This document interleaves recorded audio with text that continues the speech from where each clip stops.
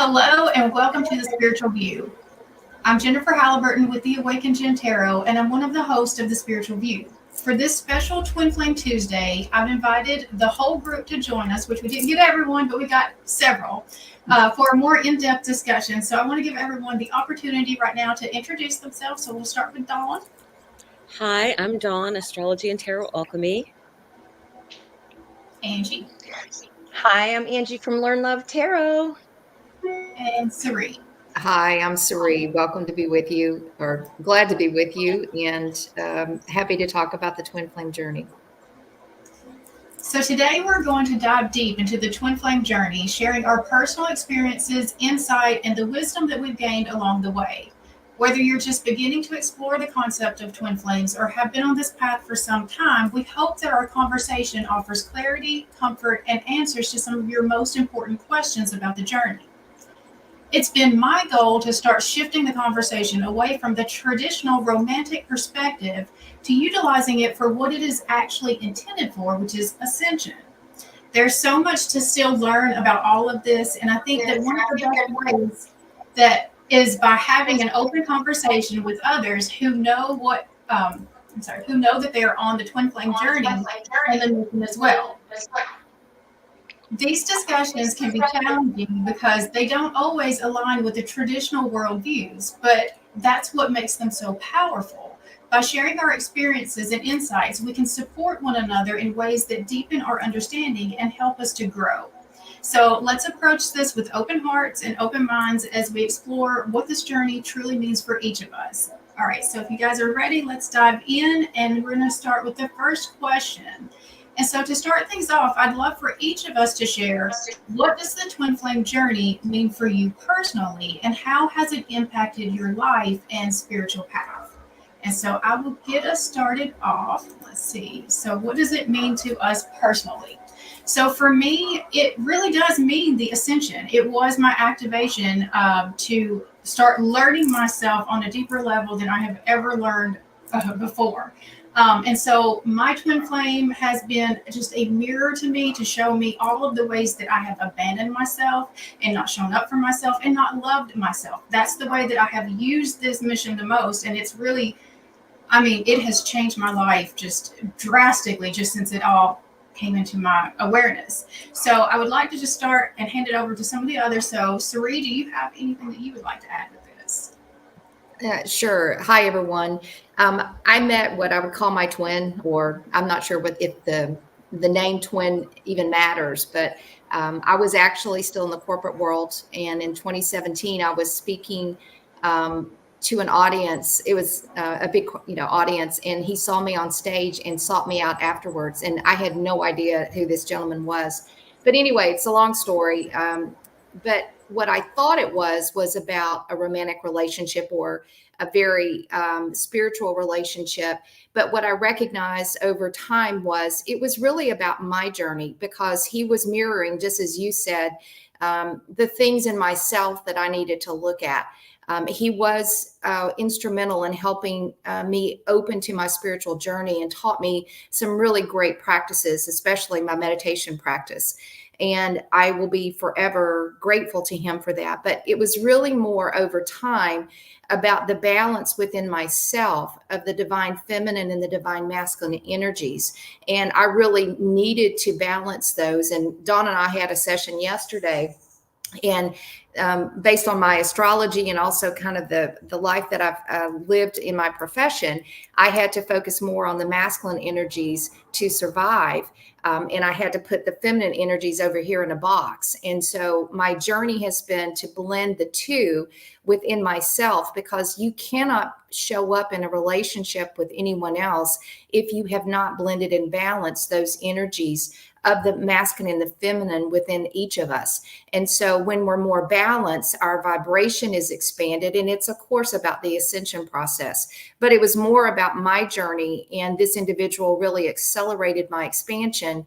But were we meant for some traditional romantic relationship? Probably not in this lifetime, though we probably had past lifetimes, having been in different roles. But we are part of the same soul group. And so that much I do know, and I will be forever grateful. So, Dawn, do you have anything that you wanted to add?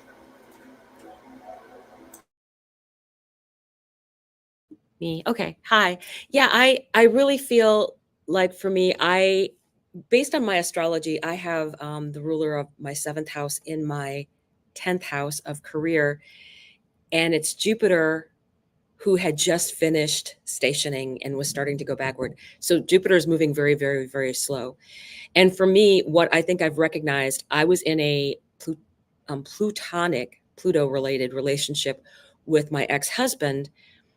And then when I came to my second Saturn return, and I started waking up like I was supposed to do, that was the time that it was kind of decided for me. And then the universe was like, okay, he's got to go. Did that hurt? It did. But then I learned a few other things about that, even from watching the relationship that had been with my parents. And I think I want people to recognize this, that if you are in a relationship with anyone, and I think especially if you consider that person a twin flame, they might be the bad guy so that you learn the lesson. Do I think he was my twin flame? No, I don't think so. But I know that I recognize my sons um, and the fact that I was destined to have a contract with this person. And I also realized that the unfair things that he did, the totally thoughtless, um, heart-wrenching moments that came with that, I had to learn that I don't feel like I get justice for that he doesn't suffer because he treated me that way, that he'll never feel sorry because he treated me that way. And because he won't. And the same thing happened with my mother when my parents eventually, after 40 years, split up. I said, Mom, if you're waiting for him to come and say to you, I'm sorry for the way I treated you, it's never going to happen. It is never going to happen. And you, as part of who you are, need to learn to deal with that. And I think that has really helped, because I think I have children with this person, and I will not do anything to interfere in their relationship because they have to figure that out on their own. I think that we do have to look at our own personal growth. I know I've connected with someone on level 5, right? I know that I did that. It was very, without a doubt, one of the most spiritual moments that I had. And after I came out of the meditation and then went and pulled cards, one of them was that came out was Beloved from the Shaman's Dream Oracle. And I was like, it was just astounding. And then I did a spread. But what to me, that really told me that in my personal life too, I was supposed to grow all through this time. This was my growth period. It took a long time to get your confidence and feel that, I feel capable of doing anything now. I mean, I was like starting a YouTube channel after age 60. So, it's surprising what can happen out there. But I think we have to be there's a lot of things that we're learning from the people that we have made contracts with here. And I think that is something that we have to be aware of. Angie? Absolutely. The contract portion is just so important to understand. And until really even, watching MJ, my sister, guided me towards that channel, and then everything else follows through. You have contracts with these people who you're supposed to gather with and meet with along the way. You make those agreements. For me, the twin flame journey meaning is about the mirror. It's all about the reflection of what that person is showing you in yourself. And that doesn't necessarily mean romance. It might mean that you're best friends for 40 years, and then all of a sudden the ending of that or the release of that or something toppling like a tower moment to bring you to your knees, something you never thought would be or would happen, you have to start to then put the puzzle pieces of yourself together again. It's like rebuilding from a clean slate and starting at the ground. And like Cerise said about balancing, there was a real need to pull on my feminine aspects because I've always taken care of myself. I've always done things on my own. I, traveled early. Instead of going right away to college, I moved to New Zealand and got married, and just life just happens. But until you experience that loss, or the dark night of the soul, where you are just gutted to your knees, I don't feel like you're truly awake, or you're not awake in the way in which you were. Nothing is ever the same again, I think, is the easier way to say that. And then putting the pieces of that fragmented self back together again and going, wait, are these really my goals? Are they my aspirations? Do I really miss that person, or do I miss how they made me feel? And that is a bit of the well, why aren't you feeling that for yourself? How can you bring those elements in to feel? If you felt seen by that person, how can you allow yourself to feel more seen? How can you put yourself more out there in the world? If you felt joy and fun and you felt young at heart, well, that's showing you with the absence of that, those are the things that are missing within you. So that mirror reflection there is there for a reason, to help you fill in those parts so we can become, finger quotes, whole again. And I think I get frustrated sometimes even at the term of twin flame, because I feel like, to me, it doesn't necessarily mean romance. It means learning. And it's also not an excuse to put up with abuse. It's not an excuse to take ill treatment from someone just because you think they are your twin flame. It's not about that. So I'm really excited to start really looking at this conversation a little bit deeper and helping people understand that this is about your growth and not what someone did or did not do to or for you. I agree with everything you guys said. We are just on the same page with all of that. I love it. Okay, so the next question, let's see. Okay, so thinking back to when you first began this journey, was there a specific moment of awakening or realization that stands out? And how did that moment feel? And what kind of impact did it have on you moving forward? And so for me, so I did have this person revealed to me in my spiritual awakening, but it wasn't as a twin flame. It was just, this person was very important to you, and you do have purpose with this person. And being on just the spiritual awakening itself, like, opened me up to all kinds of different things. And so it was a few months after that that I even heard the term twin flame. And just as I got into that, I just started learning, well, what does that mean? That's when I started realizing all of the signs that were lining up with the relationship that I'd already had kind of revealed to me. And so that was my initial awakening experience. I had my spiritual awakening first. They were revealed to me in that as important, but then I learned about the twin flame stuff afterwards. And some of the stuff that I learned about just the twin flame, like, it doesn't even come into your awareness unless it's meant to be on your path. And so, like, I just kind of went full force into it to learn as much as I could. And my beliefs have shifted just from that first moment, because I did think it was about the relationship. And now that I've learned, I've seen what it's been able to do to me, the changes that it did to me, the ways that it was able to bring healing for me. So does anybody else want to share about, and I'm going to start with Dawn, because Dawn was already touching on it.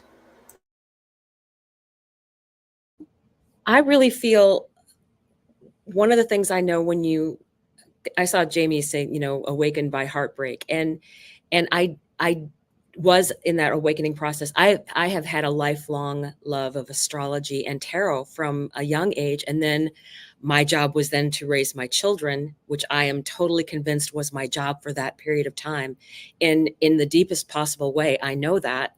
And they are magnificent and wonderful partners. So I really think the other thing that we need to recognize is there's pain here. There is grief here. And sometimes when you're in that relationship and that dark night of the soul, we are grieving what could have been, what may have been. You know, one of the things I think I grieved, and I recognized it later, was I was grieving what I thought my future would be as a grandparent with this person. You know, you grieve what could have been, but then you realize what I was grieving was probably not ever going to exist in the way I thought it was going to exist. So there's recognizing that, and then recognizing that I'm going to let karma take care of whatever needs to be taken care of there. I'm not saying I don't have a glass of wine with some friends and talk trash. I do. But to me, it's much more of everybody's going to have grief. Everybody's going to have hurt. And with what's going to be going out in the world, and I'm sorry to get off topic just a second, we have to acknowledge that there's emotion that is going to come up in any kind of learning. And part of us being who we are is dealing with that emotion and turning that into a spiritual victory, in a sense. Not that it doesn't hurt, because it does, but it's something that does make you stronger. When someone gets a scar, that area gets stronger in the skin. At least that's been my experience, because you have all this stuff, extra stuff knitting together, that it makes that area much, much stronger. So I think I'll pass, because my dog has his own opinion. So I'll pass it on to someone else.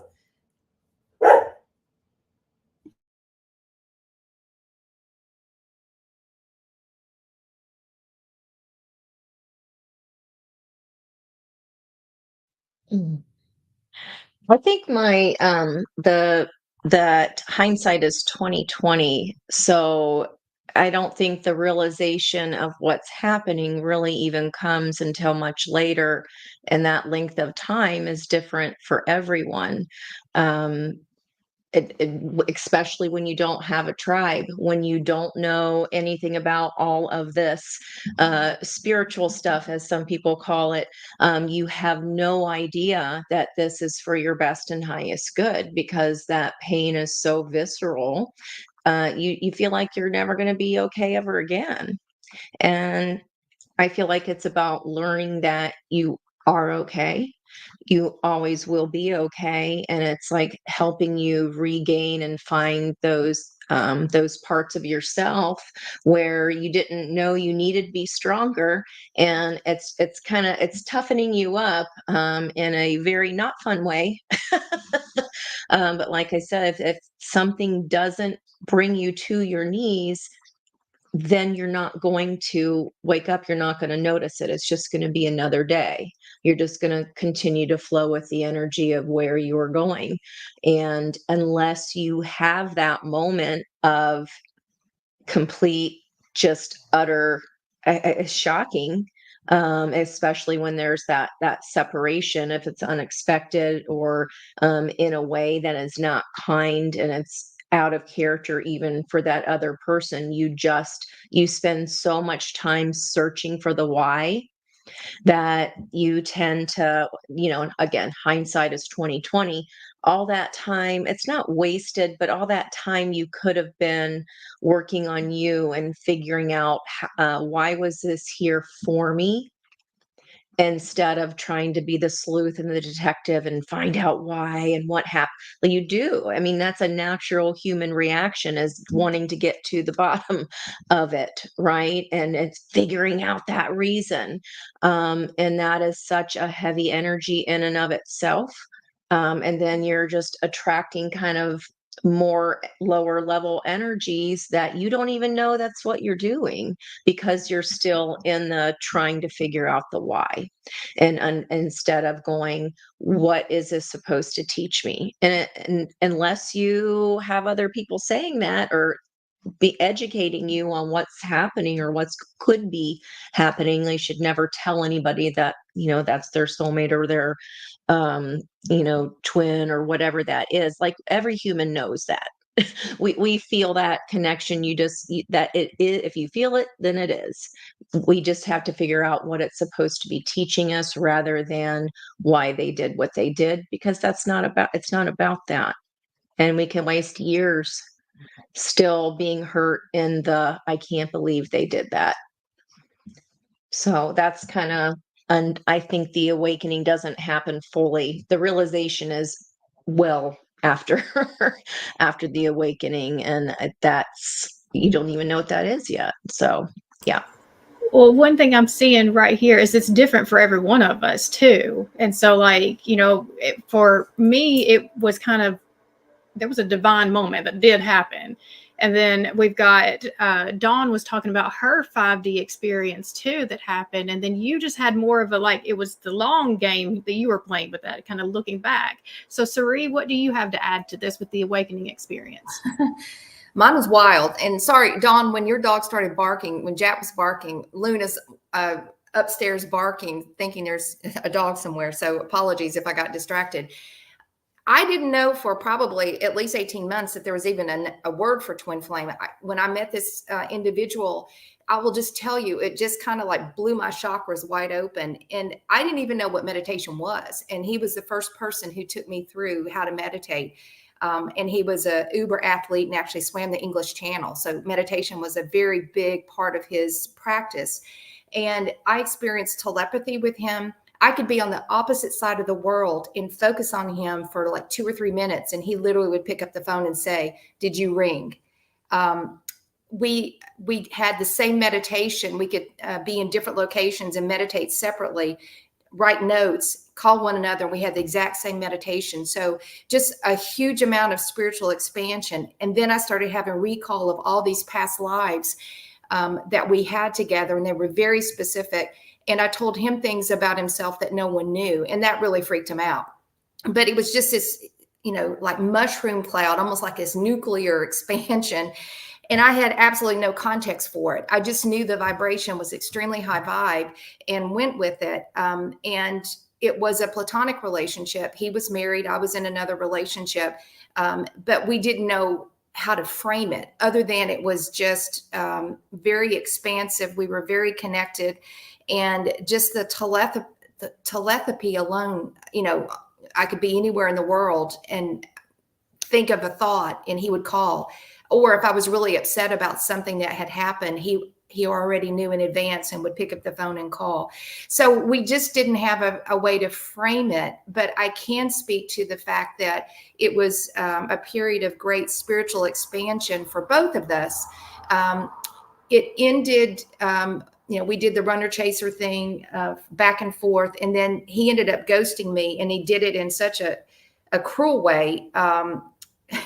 Basically called me a spiritual fraud and cut me off. And that's been 5 years ago. So yes, when you speak to the things that people do, a lot of that's based on fear because they have no frame of reference. And whether you call it a karmic or whether you call it a twin flame, it's here to teach us a lesson and to expand the growth of our soul. So I after 5 years, have such gratitude that he helped to open me up and help me face my shadow side. But were we supposed to come together in union in this lifetime? Maybe not. And maybe that was what our soul contract was. I even had a dream about him 25 years before, and I had written it down because I'm a big keeper of a dream log. And I'll just briefly tell you, I thought I was in this place in Australia in a house, and there was all these people with this beautiful sunlight coming into this kitchen. And it was a kitchen like had a square island. And there's this gentleman who was bald, and he had this beautiful energy. And do you know if you've ever been in a room with someone and there's like tons of people, but there's only you and this other person energetically? That's what it was. I didn't know who he was. And I walked up to him, and I looked up to him and I said, teacher. And I thought I was listening to an Australian accent. So I thought all these years I'd been in Australia. Well, this guy is South African. And at the time in my professional career, I didn't know the difference between an Australian and a South African accent because they're similar but different. And I realize now I was in a place in another dimension, or we had connected. And his nickname growing up, because he's so cerebral, was teacher in his native language. And so the fact that I knew that, but I had just gotten married, and I can remember I felt such love with this individual, and I didn't even know who it was. And I felt really bad because I wrote it down and I said, I've never experienced love like this. And I certainly don't feel this with my husband, which was probably more of a foreshadowing in its own right. But I wrote that dream down, and it really disturbed me for many years because I could never figure out why I had that. And then when I met him, I was like, of course, it's him. But just all these years later, 25 years later. So just kind of crazy. That's amazing. That is amazing. Okay, let's see. So I think that definitely leads us into the next part. So about the challenges and lessons along the way. So the twin flame path is often filled with intense growth opportunities. What have been some of the biggest challenges that you faced, and what lessons have you taken from them? And so the biggest challenges is the separation. It is the the heartbreak that has already been mentioned. I mean, that's the biggest challenge I think that all of us have experienced with it. And then, well, what do we do with this? Once we realize, okay, we are on the twin flame journey, then what are we supposed to do with it? And especially if we're not going to be in connection with that other person, then really what does it mean for us? So that's been my biggest challenge, is just to try to understand, well, what was the purpose? And for me, I think the biggest purpose was just to wake me up and to get me on the path and to let me see myself very, very clearly. And so again, the biggest lessons that I know that I've been learning is about self-love, about my own worth, my own value, and about not abandoning myself for anyone, no matter if they are twin flame or not. So does anyone else want to add to the challenges that you've experienced? I'm going to start with Angie this time. Literally ditto. I mean, the whole time you were talking, I was like going like this. It is about your own expansion. And it is about, again, seeing yourself, what you admire in them, or how it made you feel, how it made you come out as you. You fall in love with that version of yourself because of how it felt. Right. And so I think the challenge there is that we feel like without that person, we are not the person that we felt like. And so that part of that learning is going, okay, well, why am I denying myself those opportunities to lean into that part of my personality more? Because it's not that other person gave that to you.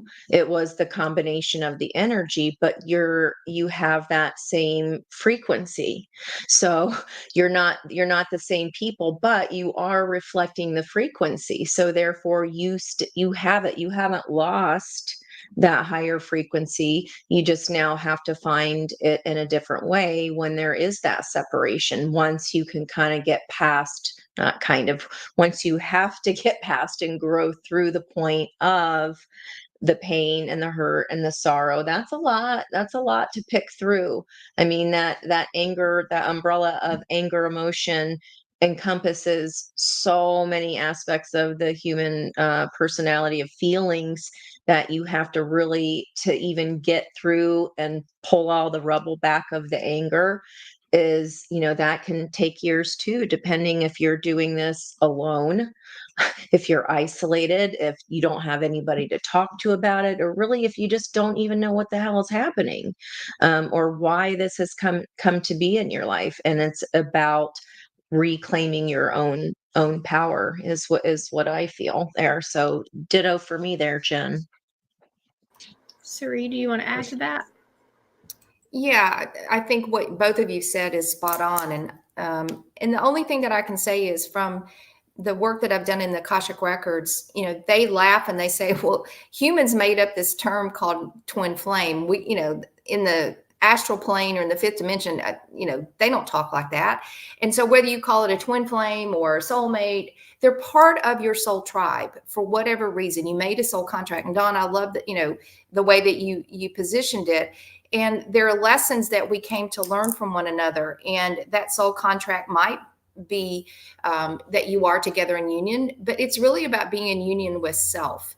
Because most of us have been programmed in this lifetime that we're not worthy enough. We can't spend time on self-care and self-love because we should be in service to everyone else, to the exception of that, which of course is a lot of hogwash. And that we're supposed to be harsh and critical to ourselves because the rest of the world is going to be anyway. So, taking away all those old layers of belief systems and patterns and learning how to love self unconditionally that's really a hard thing to do. And so I think that, some of the challenges around it, and some of the ahas have been kind of stepping back and saying, what's the higher wisdom of what I needed to learn? Is this about the other person? And sometimes if they act out of fear, yeah, the rejection was terrible. And Jamie, you said it, love yourself after rejection. That was hard. And I just allowed myself to detach and to step back and say, what is the higher wisdom of what I needed to learn? Don't focus on the label and don't focus on, is it romantic? Is it not? What's the real learning here in my own expansion?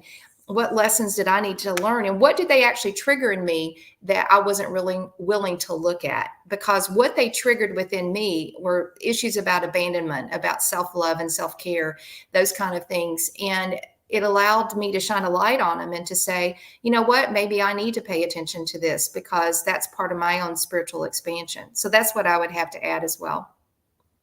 I love it. I love that you brought in about the unity, because we talk about union and it's always about you and another person. Union starts here. It starts with bringing it in for yourself first.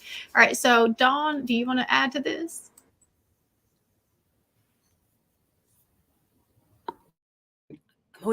I'm so technologically challenged. Sorry.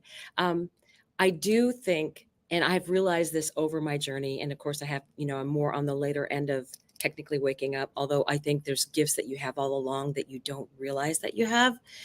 And I've come to see that things that, I'm like, okay, I wanted to wake up and just give me a guide. I'm a Gemini rising. Just give me the book and I will study the book.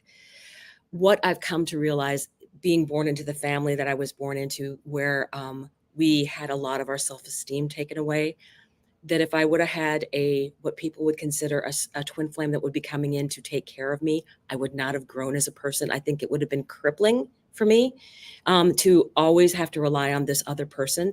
I think I've always had that fifth dimensional, because it seems like anytime that I've always had, when I've had like going through bad 3D experiences in my life, I've always had a very comforting dream state that it's just like, when things are going bad for me, I have like the best dreams you've ever seen. And I feel like my twin flame, whether they're here or not on this plane, it was there to give me a soft place to fall. It's not like I wasn't going to fall, because I needed that lesson and needed to learn to stand up for myself and do things for myself and connect with the other people in my lives. I mean, I have really good relationships with my sons. I was mom, the mother, for a long time. And now that they're adults, it's a different relationship. And being able to recognize that I don't need to have that power relationship that my parents had over us growing up and even well into adulthood. I let them go, and they are adults in their own right that have every right to disagree with how I would do things, and every right to have the relationships that they want to have. And it's very much, I think, the fact that recognizing, especially people that have gone through their first solar return, then they're getting up to their, Chiron return, which is at age 50. And then I think we get lessons all along the way, but I think we're also, as we elevate the other person who may be that mirror, because I do believe that that's that mirror, what their lessons they're learning, we get the benefit of, and the lessons that we are learning, they get the benefit of, even if we're not in the same place. So that's why so many people, when they kind of meet up later on with their twin flame, there are so many things that are the same, that it's like, oh, this relationship, and you had that kind of relationship, and this is how it ended. Well, me too, right? So I think recognizing that on a personal journey, we have our own work to do. We have our own work. And I think once if I was going to remarry again, boy, it's a high bar. It's a high bar.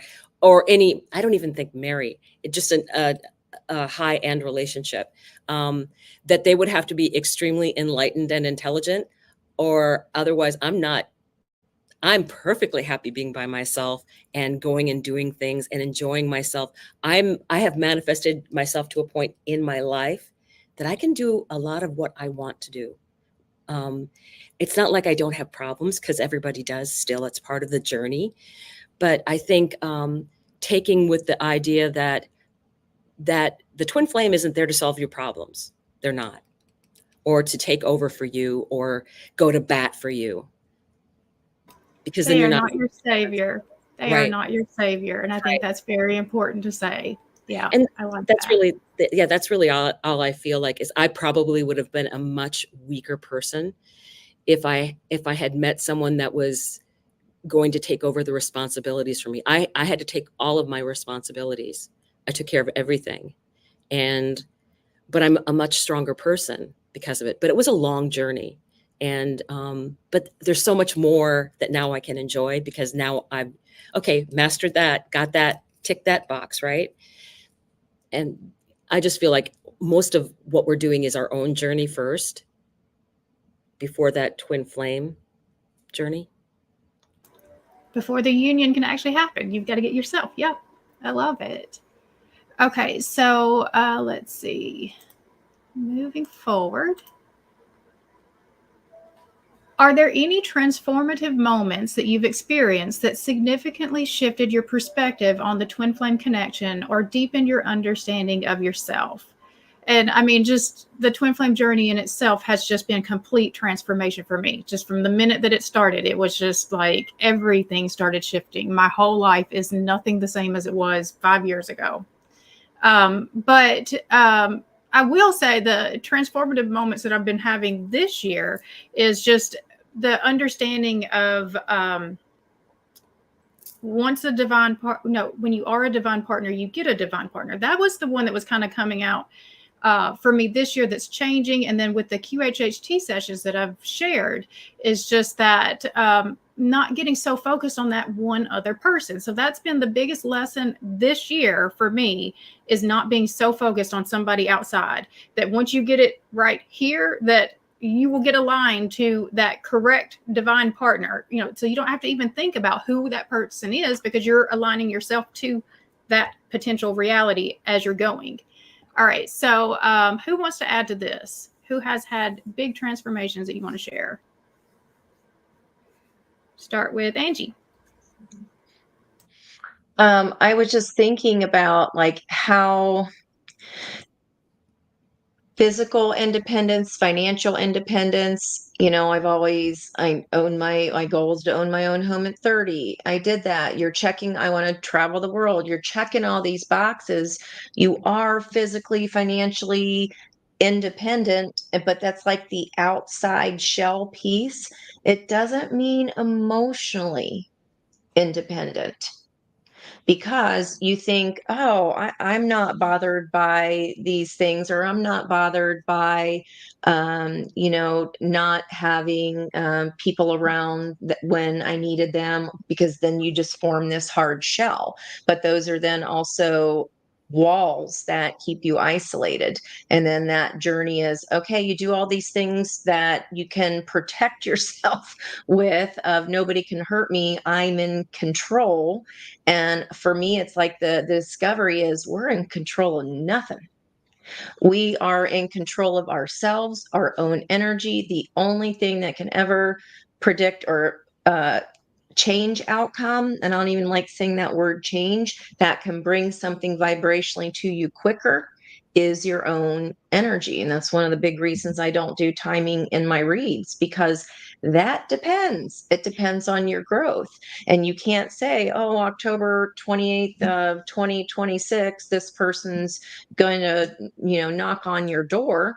Well, that may or may not be so. But if you haven't done the emotional independence work of being emotionally okay by yourself, healing all of the things that you thought you were fine about, when you're growing up of parents that were the boomer parents that were raised by, World War II parents, that they weren't taught how to use their emotions. That wasn't okay. They weren't it wasn't okay to be an artist. It was what are you going to earn? How are you going to be useful? And so then therefore that trickles down to our generation of, well, children are seen and not heard. You are not, then their conversation is not an open one about, hey, how you doing today? It was about, what grades are you getting at school? Point your toes on that jump from the coach. It's never about the emotional component of, yeah, but have you really worked through the abandonment? Have you worked through that pain? And for me, that was so confusing, because for me, it was a rational thing of course, a teenager's not going to be great. They're going to be selfish. That, like, I would have done way worse had I been in that position with two young babies at 20 years old. There's just no freaking way I was mature enough to handle that. So the logical part of your brain can get that, but that doesn't mean that you've done the emotional growth and the learning from how that affected you. It doesn't mean that you've brought from the subconscious every single relationship you've ever had is then mimicking those wounds to try to get you to heal them. And I feel like the difference between the person that is meant to wake you up is because it is showing the wounds. They usually have those same kind of wounds. And, the parents can get divorced in the same years. You can graduate around the same time. You can get married to different partners around the same time. But what you love in them is what you should be loving more in yourself. And what you dislike in them is also a mirror, no matter how much none of us want to admit that. If I'm not liking that that person doesn't, call when they say they're going to, or show up when they say they're going to, that's something of, how am I not showing up for myself? Where do I do that out of fear that there's going to be abandonment there? If I allow someone in, or if I allow myself to shine, people won't like that. So I think there's a big difference between being independent physically, financially, being, the WIC, being the woman in charge, and then being emotionally independent, because we cannot be that until we understand that we have shadow, and it's not something to be ignored or push away or hide from people. That's where we need to go, what I don't like in you is something that I need to be looking at about me. And why is that I don't like that about you? What is that triggering? What is that triggering the healing for? So that's where I kind of am on that transformational, that little shift in the thinking of, just because you're independent physically doesn't mean you are emotionally. And just because you can make logic out of the whys of things happening in your upbringing doesn't mean that it didn't hurt and didn't affect you. It's not fault finding. It's going, oh, how can I then shift this for the generations to come? And every relationship that you ever have after that will then also be different. It's not going to be the same patterns once you are healing those wounded pieces. You're not attracting another wounded person with the same wounded parts.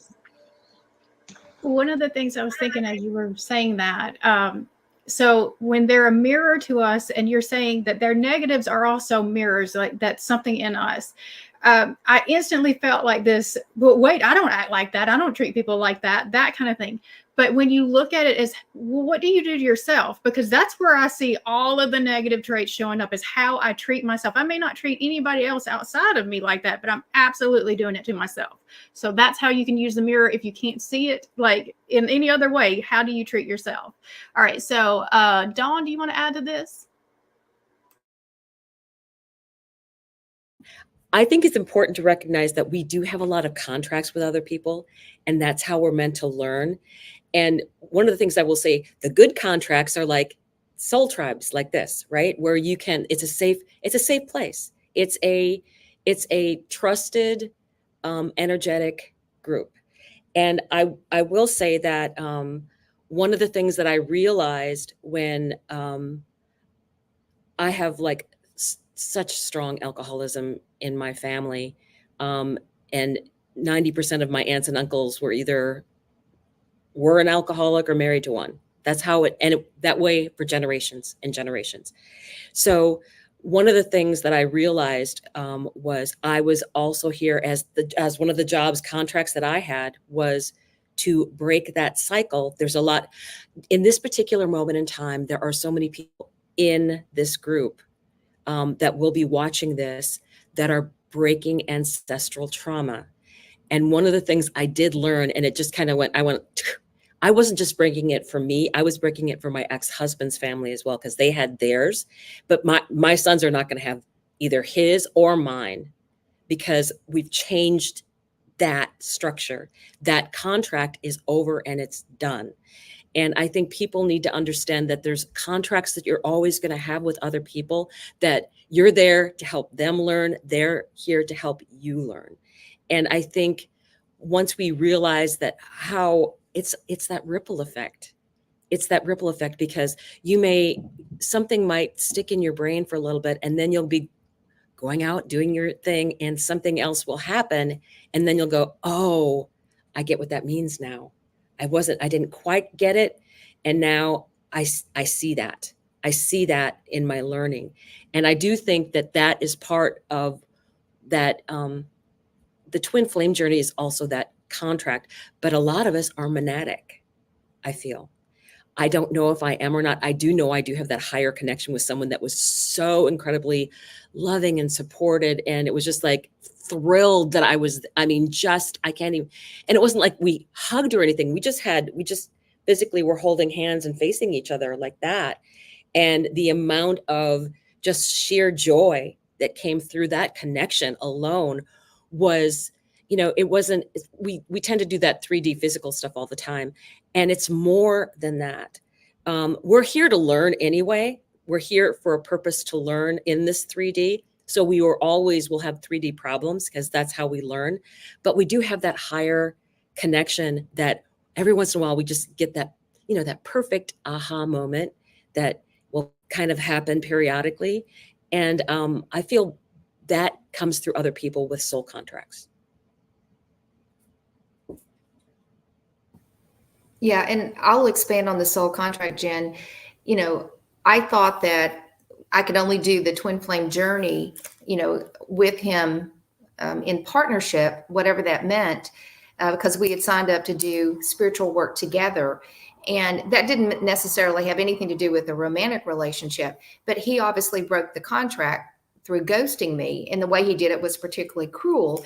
And I love Jamie's comment about maybe part of the learning was how to rise above and do it on your own. And so my aha was, and I got guidance from my guides that said, coming to earth, even if you do make a soul contract, that doesn't always mean that the person that you made the contract with is going to honor it, because this is a planet of free choice and free will. However, you continue the journey and you continue to expand. So if I'd listened to his words, I would have never done any kind of spiritual expansion, because he made me feel small. And they said, no, stand tall in your authenticity of who you are, and you can do this journey on your own. It still means you're connected with him. And I still dream about him. And sometimes he's in my meditations from time to time. So I know we're still connected, Dawn, like as you said, in the other dimensions. And there will always be a special relationship there. But my aha was, I can do this and stand tall in my own truth of who I am as a soul. And there's a collective of us who can do that. And if the soul contract wasn't honored, that's actually okay, because maybe someone else will pick up where that individual left off when it's time. And I'm going to expand just on that part because Dawn has mentioned it a couple of times and it just kind of keeps popping up for me too. So we do have purposes, soul contracts with other people. And so like, I do feel like that my marriage was meant to be, I was supposed to be there. The kids that came out of that, all of that, I had a purpose for that season of my life. And then once I got to the point where that was no longer useful for me, and now I'm ready to move forward, then the twin pops in, he awakens me, and I go to a whole new path. But I mean, I do think that that's important to mention, that like you weren't on the wrong path if you were married, to someone else through all that time. There was purpose in that. Okay, let's see. So next we're moving to myths. There's a lot of information out there about twin flames, and sometimes it can be confusing and even misleading. Are there any common myths or misunderstandings that you'd like to clear up based on your own experiences? And so the biggest myth is that it is a relationship, it's a romantic relationship, and that's the ultimate goal, is to get in connection and in union with that other person. And so that's the biggest thing that I'm trying to combat with just what I'm doing here, the conversations that we're starting. It's not meant to be the romantic relationship. That is like the icing on the cake if you get there. I think that some of us do have that kind of purpose, but that's not the whole purpose of this. So other myths and misunderstandings that anyone else wants to point out. So Sari, yes. Get it open. This is controversial, but many believe there's only one twin. And I don't believe there's only one twin. We are all fragments of oversouls, of larger soul groups. And so I think vibrationally we can attract in a number of soul fragments, and whether you call them twins or soulmates or whatever, they are still aligned frequency or vibrationally with us in our journey. So I think that's a myth that I'd like to offer as perhaps not a reality. This expands on what we were talking about before we started with the karmic situation. So does anybody want to actually, I think Angie, I'll let you talk. Yeah, I was just touching on even just the word karmic, like it has a negative connotation to it. And that's like saying, oh, your 12th house is crap. Don't pay attention to that. It's all bad stuff. It's just not true. The 12th house is the karmic house. It's about your soul's journey based on the lessons you've learned thus far, based on how you reacted to those lessons and those people in your soul. I call it a soul pod. You continue to incarnate, I believe, with those same massive groups of people that then come in and play different roles. So karmic doesn't necessarily mean, I would like to take that negative connotation out of the word, because it still has purpose. It's very purposeful. And so kind of touching back on when you can shift your perspective on the thank you and on, wow, they really sacrificed. That was meant to happen. They agreed to do that, yes, but if you have trouble finding sympathy or empathy for that person that did these terrible things, try to go there with it of, we agreed to this so that for the purpose of my learning. Whatever they do with their learning is their business, but this was for me, not to me. And just to touch back on, I think it was Britt talking about the story of narcissists. That's also touching back on the whole point of, she said, I miss the lake. The lake says, I miss him because I could see myself in his eyes. That's limerence. We are not necessarily missing that person. We are missing how they viewed us, but they viewed us that way because we are that way. So that's what I really want to help people understand. It's showing you where you can grow and where you can increase your capacity to love yourself. So those are, I think, are the myths and misconceptions as well. Karmic doesn't mean, oh, that's the bad soulmate. A soulmate is a soulmate is a soulmate. It's lifetime after lifetime. It's what the same vibrational frequencies, like Suri was saying. It's not bad or good. It's not shadow or light. It just is. So, Dawn, you look like you had something to add. Hopefully I'll try and bring the thought back in, because it's been very fleeting, but it's, I think when you realize that as you go through things, I have no doubt in my mind that I was destined to be married, and it shows up in my children's charts who their parents were. And people also, it doesn't have to be that it's a romantic relationship. It could be a sibling, it can be a friend, it can be a parent that you had that soul connection with. And also, I think I look at it as well when people are talking about past lives and how they say, like, everybody was Cleopatra or something, right? But in a sense, if you are a member of a group of people and there's an oversoul and someone else on that line was Pocahontas or whoever, that's part of your history too. So we all are in this learning. And I will tell you, I also look at my son's charts and their partners, and they have great charts together, but they don't have completely blue charts with sextiles. They have squares, they have oppositions. And one of the things I explained to my son is, like, you guys have a great connection, but you're also here to make each other better. You're not going to agree, though, and it shows in areas of the chart that, synastry, the things that you might be working on, but you make each other better. And I can see that. And they're very evolved. They can see that too, that they do make each other better. But they also recognize, like, okay, he only has so many words in the week. By Saturday, he's like, I just need to be alone in the woods. So, and she's like, go get your camera and go, right? She's like, when she sees him getting kind of fidgety, she sends him off with his camera because he's a photographer. But it's recognizing sometimes what that other person's need is. And it's like, you know what? We don't have to be together 24/7. That's not necessary. Go and be your own self and you have to, the most beautiful part of that is if you're two complete people, to me, that's even better. Two complete people that you choose each other. You don't need, in that sense, where they are supposed to take care of something for you. Because I don't think that is a healthy aspect of that relationship. If they're doing all your dirty work, basically, and you're in that, like I said, I realized through my journey, I was supposed to learn how to do things for myself and stand on my own, because otherwise I would have never opened up to my gifts ever. I had to be strong and independent and able to go, yeah, this is my boundary now. And I've got my own things to do. All right, let's see.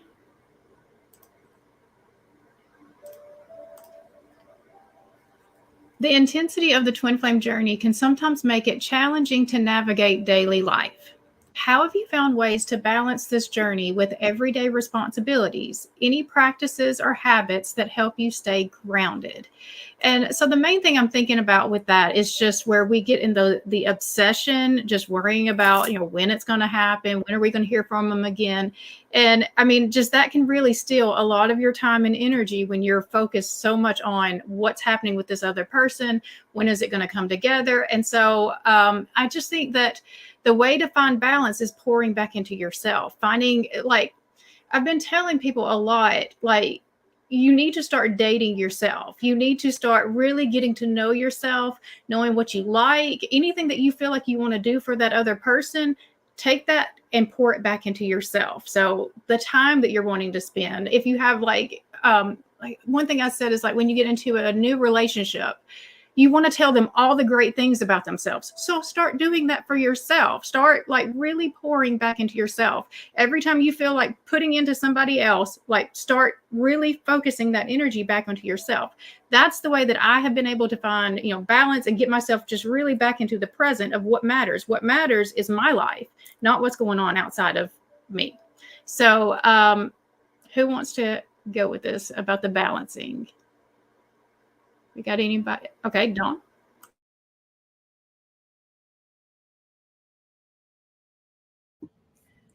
I think simply finding joy in every moment that you can, because the only moment that you have any control over is the moment right now. And it's that carry water, chop wood energy of, what I'm doing in the moment now is being real. And if you're joyous in the moment now, that just kind of builds for you. I feel like that builds for people, because I think it's like, oh, I don't know how it could get any better than it is right now. And the universe says, challenge accepted. You're not saying, oh, when is he coming? Or what do I have to do? It's, I am happy in the moment. I am doing the things that are important to me, things that I feel are necessary to get done. Tick your boxes, enjoy your day, find something joyful in every day, stay centered, stay grounded, take care of your body. And what Jen said is like, honor yourself. God doesn't make junk, right? So honor yourself and your body. And I think that's the bigger part of it. That I feel like it's that find little moments of joy, just petting your pets, right? Loving them loving you. That's to me one of the purest forms of love I've ever seen. And milking that for all it's worth. Because I think those little moments like that, they add up. The only thing that I would add, I totally agree with everything that you said. If you want the twin flame journey or that experience, whether you call it a twin or you just want to experience another soul part of you coming back to you, set the intention out to the universe, then release it, and then focus on self, find gratitude, experience joy, stay grounded, take care of yourself. And the universe will bring it to you when you're ready. So it's about divine timing and just it's like what you said, Dawn, putting your head down, doing the work, finding joy in the everyday, in the moment, but not worrying so much about an outcome. Because I think when we're so attached to an outcome, it has to be this way, or it has to be this person or this experience and on this time frame, that's when we're telling the universe how the universe is going to bring it to us, when the universe is going to decide when the universe is ready. And that's all in divine timing. And that requires sometimes a lot of patience, which in my Aries brain is quite difficult to do. And it requires surrender and letting go. Angie? I think the balance is all in like you can look at the soulmate journey through the page, the Knight, the Queen, and the King of Cups. It's about that, you starting off on that, just in that love stage of the puppy love. And that's really of self-discovery. You know nothing, except this feels real good. Like, and this is fun, right? That childish energy of just newness, and you're like this, it feels like a great time, but really again we know nothing yet in that aspect. And until once you kind of get through the King and then come back again of, oh, now the Page of Cups is about looking back at my past and examining that childhood journey or that puppy love journey, and really looking at the journey the whole way, getting into the the Knight. Fun and nine and Knight are the funnest things to say in tarot, to differentiate. But the Knight of Cups is learning the lessons. It is about discovering yourself. It is about discovering your strengths and weaknesses. And that puppy love can turn into that more mature love because you're self-discovering yourself. But then there's also, well, is it just in love with love, where you just want to stay in that dating stage forever and the newness and the fun part of it, and then you cut and run when, when it gets too scary or feels too real. So everybody behaves differently, but only until you get to the Queen of Cups, when you realize if you've been over giving, then the intuition cuts off. It's not as loud. It's not as constant. We don't see the signs. We don't see the synchronicities, because we're pouring from an empty cup. So we have to learn again, all over again, how to fill that ourselves, especially like motherhood. That takes everything out of you that you completely have. You're running on fumes a lot of times, and you have to relearn. Like, if I'm not doing this for myself first, my kids are not going to see me doing that. So they have to see me pouring into me. They have to see me doing that, because that's what I want them to do. I don't want to give them to give their whole cup to somebody else. And then by the time we learn how to do that, and only if my energy, there's enough for it to give, then okay. Then the King of Cups comes that balance and diplomacy. And it comes that you don't have to say a word. It's just the knowing. And that's the rulership of the heart and the head. That's when the soul really becomes aligned. So I think it's I mean, I just love tarot. It's terribly interesting. It really helps us as humans understand, like, the whole, what this love thing is all about. And it really, to touch back around again, it's really about learning about self. It's learning about how to love you in the ways in which you thought someone else was loving you, or you expected them to. So examine those things and ask, how am I doing that for myself? And every single day you can do something silly. You can be with your pets and take them on a walk and enjoy nature. That's going to raise your vibration. You can put on a silly song and dance like an idiot. You can pick up the phone and talk to your girlfriend you haven't talked to in 2 years because you've both been so busy. It's about that vibrational experience, and enlarging your own and opening your own heart, instead of cutting it off to feel safe, because there's no such thing. That is so cool, the way you went through the cards and brought that together like that. I love it. Okay. This is the last question for the group. So, for those that are watching that may feel that they are part of the twin flame journey, what advice would you give them? And what's one thing that you'd want them to remember as they navigate their own experiences? And so we've given a lot of advice about this. And I think the main thing is that I would want you to remember is that it's not about somebody outside of you. Even if that's what starts it, even if that's the activation is that other person, it's really not about that other person at all. It's about what it's doing for you. And the other thing that I wanted to say that hasn't been brought out yet is just what the whole purpose of the twin flame mission is. Why it's important to even do your part of the mission is that we're raising the vibration of the planet. And that is very needed at this time. I mean, as you look around, you can kind of see like what we're doing is needed. And I saw this in some book, and I don't have the exact, but like, one person who can hold that vibration of love, the impact that that has, around all of the people around them. So, I mean, it's important that we're doing this work because we really are raising the collective vibration of everyone around us, plus the planet as well. So, final advice for everyone. So I'm going to start with Sari.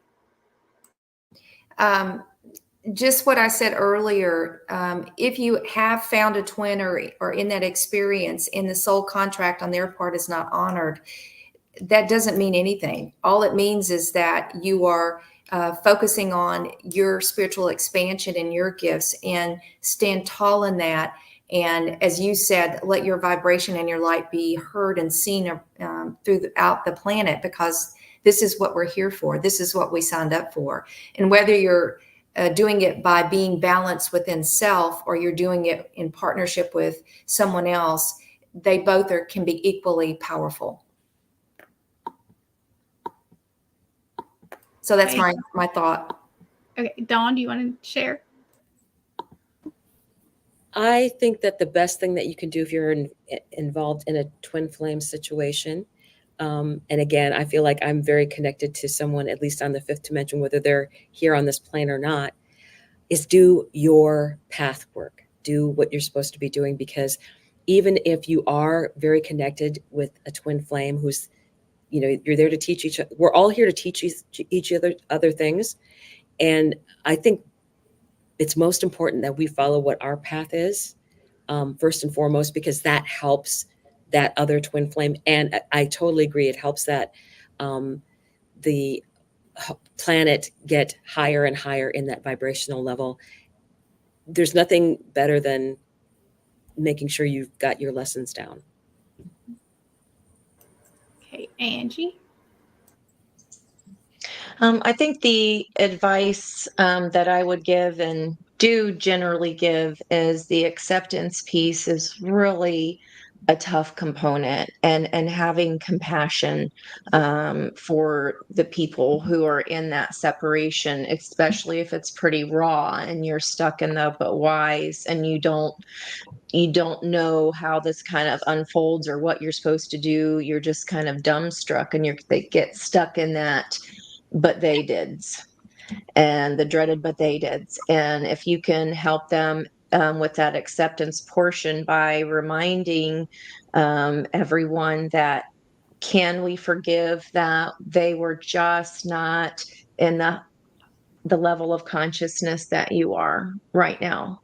Just because it's not happening right now doesn't mean forever. Those things do have a tendency to circle back around. And in separation, for me, that's, you can't learn some things with each other, that you need to go and learn some other harder lessons with somebody else. You're still growing your vibration. If you go and do your side of it and they stay wherever they are in their level of consciousness, then that's not anybody's fault. That's just their human decision, because we all have free will. And if they don't do their part, that doesn't mean that gives you a pass on not doing your part. You've still got to evolve and live your highest life and your best good. But the advice for the acceptance piece is just really, really, I mean, it's tender, it's hard. So I think a way to understand that is just, to try to release that, is they're just not on that hierarchy alignment yet. It doesn't necessarily mean forever. Of course, by that time, if they stay there and you're here and here and here, you're already vibrating. So there's other opportunities coming at you that you're going to be like, so and so who? Then you're going to see if that was their choice. It doesn't make them, they can do terrible things or do things that are really hurtful and cruel. They're just not there in the hierarchy of consciousness. There is a hierarchy. There are levels. And when you come to understand and learn these lessons, you can't force someone else to learn what they don't want to learn or don't want to face. And nor is that your job. But we can have compassion and forgiveness that they're just not in alignment with you at that moment. That is really great advice. I wanted to spend the next few minutes just giving the viewers the opportunity to ask some questions of their own. We've covered a whole lot of things. So if you still have any questions about the twin flame journey that you would like to ask us, go ahead and put that in the chat now. I haven't really been paying attention to the chat, so let me see what's been going on.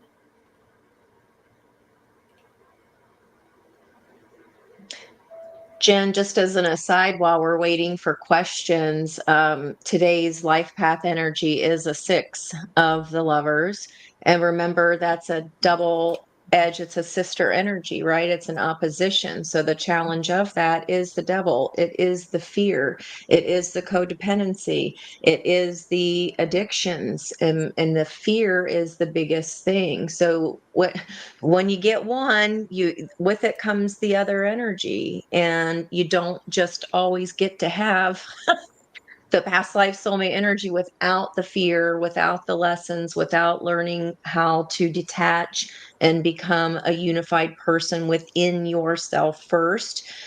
They go together. One comes with the other. So I think that's why it's titled The Path of Freedom, because it's freedom from our fears. It's freedom from the addictions. It's freedom from the obsession of that person, because you discover that you have those areas to grow in, and you are imbibed with, you are challenged with becoming those equal and balanced parts of yourself. We have a question from Peggy. So, is it possible for a kindred spirit to be a twin flame? And so I'm going to say yes. So, I think Dawn is the one who can actually answer this the best, because she says that she doesn't have, the physical person right now. And so I would like you to take on this one. Yeah, I absolutely believe that. And I think that is almost the purest form of it, is that connection with, honestly, Peggy, I think you've got a lot of kindred spirits, knowing Peggy. And I think for me, I was so surprised at just how fulfilling that emotional, how do you call it, that connection that is so strong, that it wasn't even about where have you been or anything like that. It's like, you're here. And that's what I kept getting, was just like this overwhelming joy. And it wasn't like, well, where have you been, or what's been going, it wasn't like tons of questions. It was just like happiness. And there was no, like I said, the only physical, we didn't even hug. We just were like holding hands like that. And it was so amazing and connected. And I think the best, highest form, because the 3D has all of its physicality. Well, I don't think we get that same level of physicality, but we're really not missing anything when we're on a higher plane. I don't think we feel like we're missing anything. So yes, I absolutely think that a kindred spirit can be a twin flame. And don't forget, you have also an oversoul. So kindred spirits, I feel like there's a lot of them that are possible. And if you have the same oversoul, you are. I think this touches back into what Sari had already said, and what I've been feeling too, is about not having just the one twin flame too. And just like last year, just this past year, I've had at least 4 different people say that they thought that we were twin flames. So that tells me that I'm emitting an energy of twin flame energy, and that I am being a mirror to a lot of people, around me. And so maybe that's something that you're experiencing too. Maybe you don't have just the one person, but you are a mirror, to literally just whoever you're coming into contact with. And so I would like to hear from Sari too, if she has some extra that she wanted to add to this. Well, I think you both have said it, is that I think if we are coming from the same oversoul, Dawn, to your point, we're soul fractals. And so we have fractaled out and had many incarnations and experiences. And I think we've made soul contracts, with different, quote, twins, if you will, and where one might not honor a contract, another one might, come right in. But also, I think it depends on, have we done our work, and are we ready for that vibration? Because if we have not dealt with the things within the shadow side, to what everyone's been saying, oftentimes we're not ready because we had to do our work to be prepared. Because oftentimes we always put it back on them and say, well, what did you not do? Or why did you not honor the contract? But oftentimes it's about, do we need to level up in the work that we're doing to balance the divine masculine and feminine energies within each of us, and to raise that vibration? Because the reality is, the more each of us raise our vibration as light workers, the goodness is coming to the planet. And as you stated very succinctly, we need all the help we can get right now. And so there's kind of a clarion call for light workers to shine forth. And no matter whether you're in a current relationship or in separation with one twin, there might be someone as a part of your oversoul, another experience that may come in, but it will be in divine timing and when you are ready with that other individual, because that soul contract could be very different. Yeah. Angie, do you have anything you want to add? No. Okay. All right. So we don't have any more questions. So I think that we are good to close this out now. I do appreciate everybody that showed up to be the ladies here and everybody in the chat. So thank you all for joining us today for this special Twin Flame Tuesday discussion. We've covered a lot of ground, from personal experiences and lessons learned to tips for staying balanced and grounded on the journey. I hope that this conversation has offered some clarity, comfort, and maybe even a few aha moments for you. Remember that the Twin Flame journey is deeply personal and unique to each of us. Wherever you are on your path, trust that you're exactly where you are meant to be, and that every experience is guiding you towards greater self-awareness and alignment with your highest purpose. If you enjoyed this session today, be sure to subscribe to the channel and stay tuned for more insightful conversation and guidance. We offer daily videos, 2 live streams on Mondays at 10 a.m. Eastern and Fridays at 5 p.m. Eastern. Did I say that right? It's 6 p.m. Eastern. Sorry, 6 p.m. Eastern. And then we have our monthly educational episode where you get the chance to enter for a free private reading with one of the team. So thank you again for sharing this time with us, and we look forward to connecting with you the next time. All right, so we'll see you guys later. Bye.